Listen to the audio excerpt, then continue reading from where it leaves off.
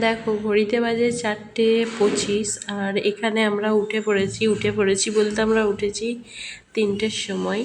আর 4:25-এর মধ্যে আমরা রেডি হয়ে গেছি। রেডি হয়ে আমরা ছিলাম মায়েদের বাড়িতে। এবার আর কি যাওয়ার জন্য রেডি হয়েছি, মানে শ্বশুর বাড়িতে যাওয়ার জন্য রেডি হলাম।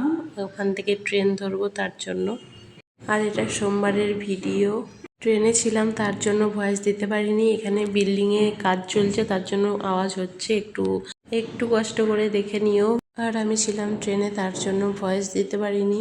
আর দেখো আমাদের ওইদিকে ট্রেন থেকে নেমে চলে এসেছি মোশাগ্রামে আবার ট্রেন ধরবো, তারপর বর্ধমান যাব, সেখান থেকে আবার ট্রেন ধরবো, মানে আমাদের যে ট্রেনটা আছে সেটা।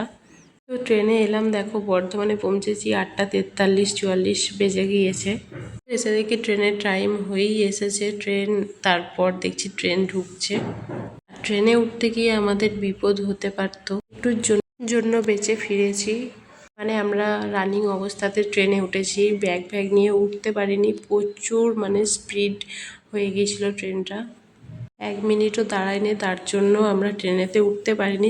ছুটে গিয়ে আর কি ট্রেনেতে উঠতে হয়েছে আমাদের তো দুজনের প্রায় অবস্থা খারাপই হয়ে গিয়েছিল। বর্ধমান স্টেশনে অনেকে উঠতে পারেনি, অনেকে উঠতে পেরেছে। তো জিনিসপত্র পড়ে রয়েছে স্টেশনে। ভগবান যা করে মঙ্গল।